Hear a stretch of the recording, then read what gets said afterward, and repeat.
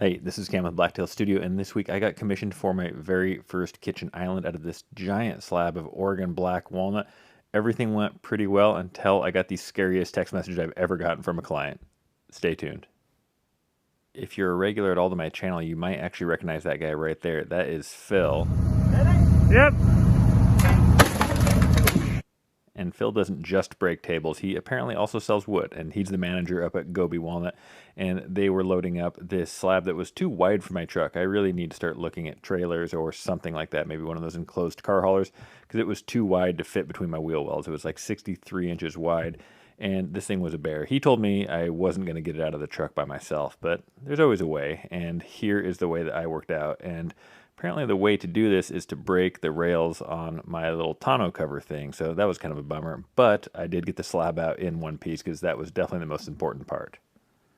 A lot of times people want to know how old the tree was where the slab came from, and I didn't count the rings on this, but Gobi tells me that a slab this size, the tree is probably in that 100 to 120 years old, which is pretty incredible. And a lot of times people have a problem with taking a tree down this size, and one thing you might not know is here in the kind of western Oregon, we get a ton of rain, and so our softwoods, our firs, our redwoods, they live forever. They do great with all this rain, but the hardwoods don't live much longer than like 120, 150 years. It's just too wet for them. So other parts of the country, they might live a little bit longer, but around here, they really don't live that much longer. And there is a disease going around. It's killing tons of these walnut trees. So almost all these big old trees they're taking down are dead and starting to rot and decay.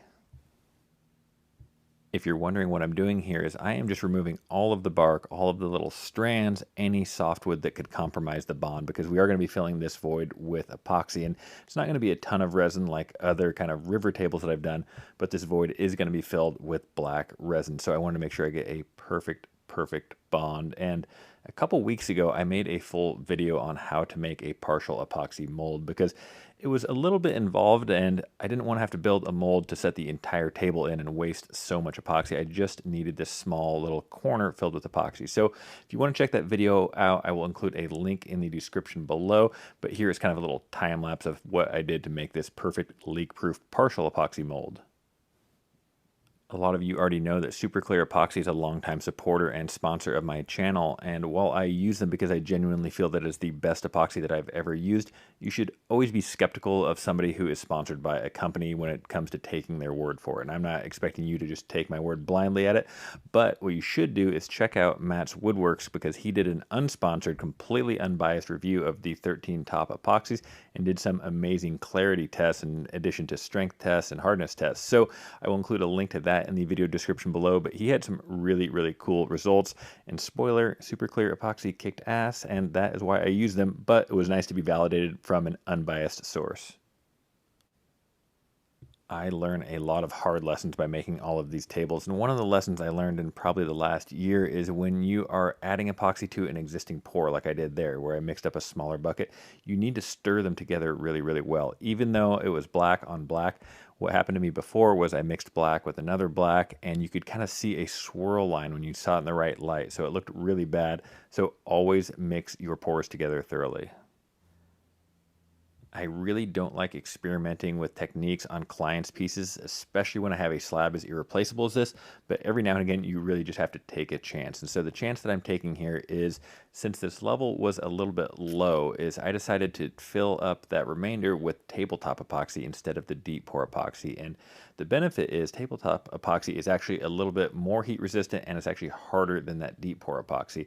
Downside is it's a lot worse with bubbles. The deep pour epoxy basically has 0 bubbles, and this tabletop epoxy, if you don't do it right, can get tons of bubbles, and there's also the risk of the color not matching. So I am using the pizza sauce method that actually was taught to me by Super Clear Epoxy, and I don't know why it does work, but it actually works really well in doing a nice even pour that levels out perfectly flat.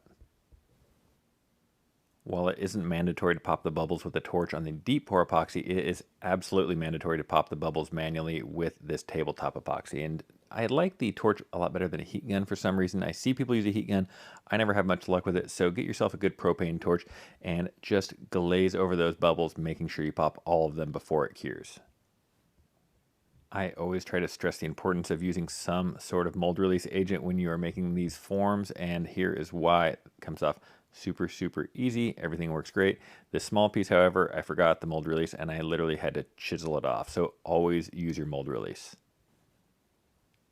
Even though the slab started out at about 63 inches wide at the widest point, the finished island is only going to be about 45 inches. So what I'm doing here is I am just ripping it down to size so it can fit through the 50-inch planer at my favorite industrial shop in Northeast Portland, Creative Woodworking Northwest. So got it down to about 48 inches, wedged it into my truck, and it's getting easier to transport at this point. And here is that big shop in Northeast Portland. They have two 50-inch planers with two wide belts behind them. So every pass that it runs through, it's hitting a spiral head planer and two oscillating wide belts. Every now and again, I will get someone who acts really, really smart and tells me, hey, that's not a planer, that's a drum sander, or hey, that's not a planer, that's a wide belt sander. So take my word for it, it is a spiral planer with two oscillating wide belt sanders. And those wide belts, they can go up to, I think, 180 on the belts they have on hand. So it is an incredible tool. And if you still don't believe me, I guess you're just gonna have to take my word for it, because they have pulled that panel apart. I've seen the spiral head, I've seen the wide belts. It is not a drum sander. It's not just a wide belt sander. It's a planer with two wide belts. A really, really cool machine. Now that the slab is perfectly flat, it is ready for CNC. And I was lucky enough to have a client that made some really, really nice plans. This perfect diagram, everything was measured to exactly how he wanted it. So all I had to do was give this to my CNC company. They could put that in their computer, work their magic, and they were smart enough to cut an MDF template first to make sure all the measurements were exactly what the client wanted. I double checked everything. I wasn't there for when they cut the slab out, but they did an amazing job. And I asked them if I could help share the word or spread the word of their company, and they said they're changing company names and they're moving, so not to worry about it yet, but I will hopefully be working with them more in the future, and they did an amazing job. In my last video, I mentioned it had just crossed the 1-year mark from the time when I quit my job to be a full-time content creator slash YouTuber slash woodworker. And first of all, when somebody asks me what I do now, I still can't say YouTuber or content creator because that just sounds ridiculous for an almost 40-year-old guy to have that be your job. But really, as hard as it is for me to say, that is my job now. Most of my income now comes from YouTube. And I'll tell you something else that's hard for me to say is I watch a lot of YouTube, and I know how painful people can be when they ask you to subscribe when they haven't given you anything. They're just trying to get something from you without actually giving anything back. So if you feel that I've earned it, if you do enjoy this channel, if you enjoyed this video, if you think you've learned something, I do appreciate if you hit that subscribe button, because that is how we get sponsors. That's how we make our living now. If you don't feel that I've earned it, don't hit it. But if you did, I would appreciate that, and maybe even hit that like button as a bonus. All right, now that I got the Blacktail PSA out of the way, back to the sketchy one-man woodworking shop. And this is one of those ideas that's actually more damaging than it looks, because here's the problem with it. It actually worked. And these are the bad ideas that keep you coming back for more bad ideas. If all the ideas that made the hairs on the back of your neck stand up didn't work, you wouldn't do them anymore. And that one, I was really about 50-50 it was going to work. And the problem is it worked just perfectly. So that's going to keep me coming back for more bad ideas when the hairs on the back of my neck are standing up. Early on in my YouTube career, I made a video on how to inlay these C channels, and it was nothing wrong with the video, but it's a little bit dated, and I've learned a little bit more and come up with a little bit better jig in the meantime. And I keep promising you guys that I will make an updated video on not just how to inlay them, but when to use them, why I use them, when you don't need them, when you do need them. And as of right now, I have no plans of actually making that video. I just keep promising you guys I will. So I apologize for that, but maybe if you guys leave some comments or keep bugging me about it, I will actually get around to making that updated video. If you have any questions on using those brass bushings, Matt Cremona actually made a really good video that explains how you can use them, where to use them, some really cool uses for them, because you can use them to inlay things with just perfect CNC accuracy. I am being pretty basic with them, and I am just kind of hogging out material with them.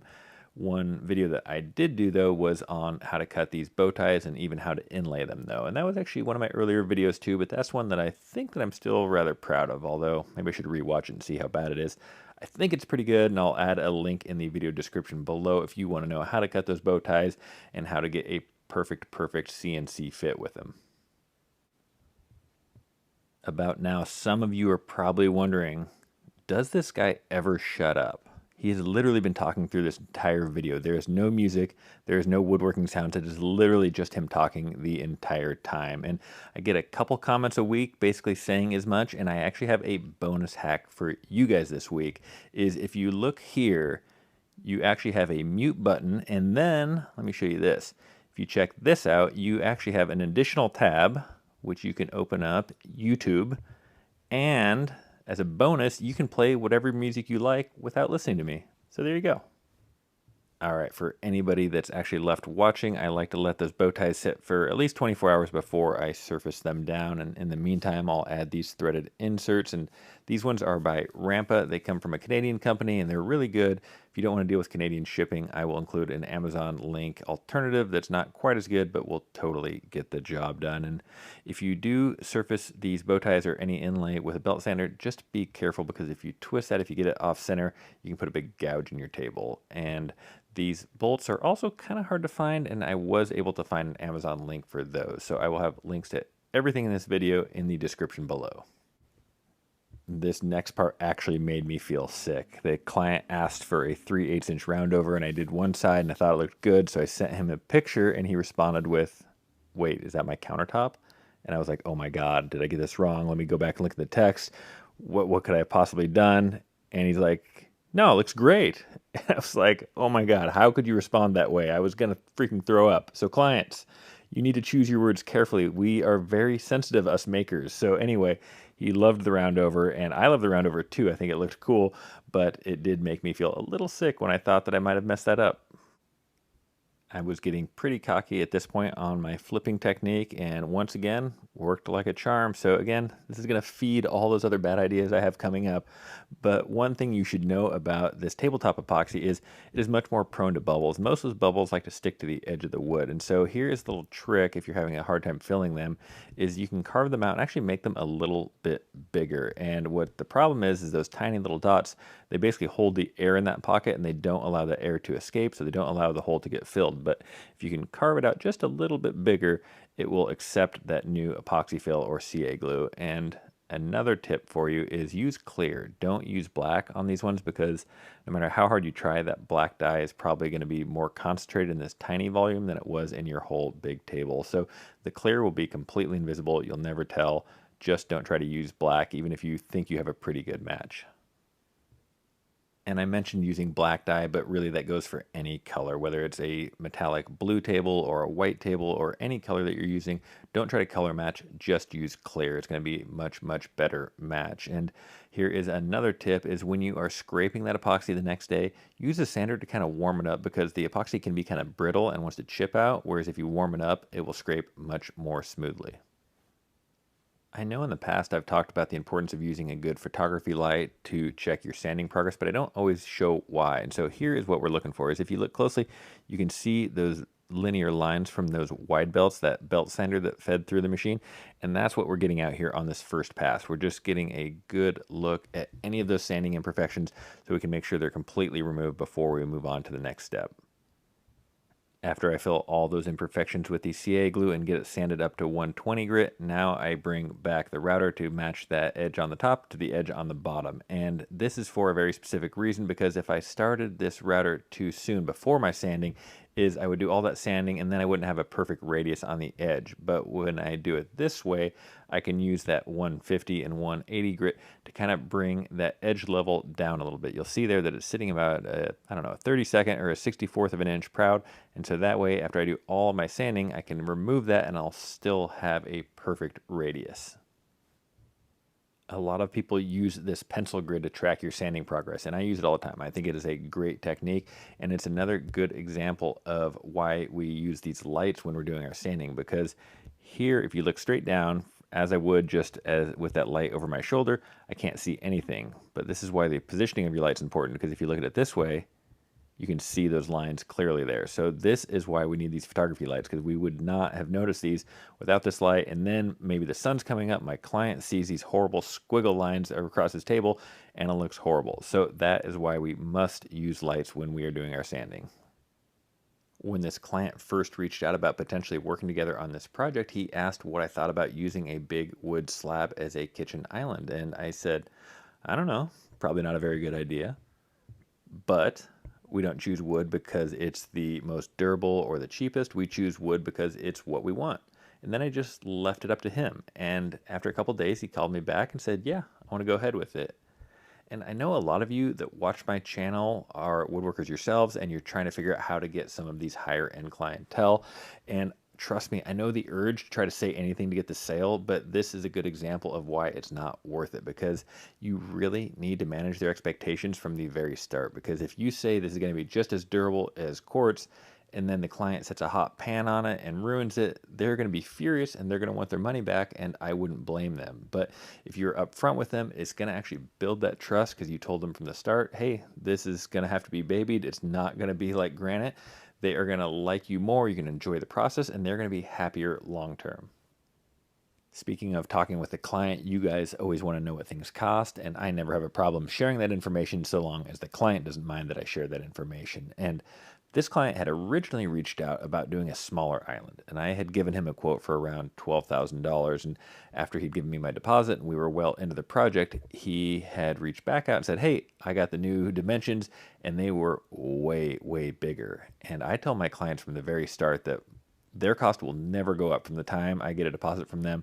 If my wood prices quadruple and my epoxy prices quadruple and everything goes up, I will never add that cost to my client. The only thing that will change the cost of your table is if you change the size or the style. And he made his island about 25% bigger. So I said, hey, I have to add 25% to this, which I really probably could have added more, but 25% was the least I could do. And so I said, hey, it's going to be 25% more. And he just says, okay, well, my math brings that to like just over 15,000 from the original bid.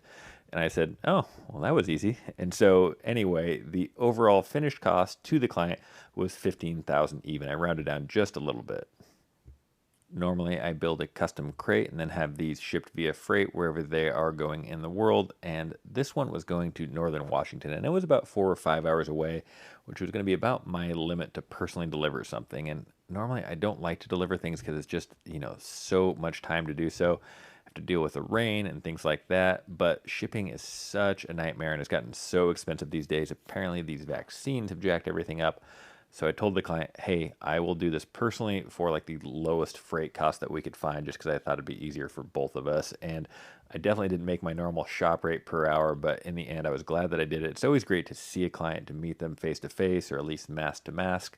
And he had a really cool house, and he actually lived in a log cabin, which made perfect sense for why he would want a wood island, because he doesn't like doing things the easy way.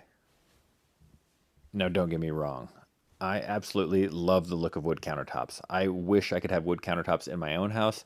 I just know me, and unfortunately, I am too much of an animal. There is no way that a wood island would hold up under my abuse, so I'm not able to have them. That said, I love getting $15,000. It's one of my favorite things to get, so I would like to do more of these, and so that's where you guys come in. Some of you know I like to give a little bit of credit to the people that make it all the way to the end of the video. So this week, start your question or comment with either wood or not wood, meaning you would have wood countertops or you wouldn't have wood countertops. And that way I will know you made it all the way to the end of the video. And I promise I will answer all of your questions or comments first.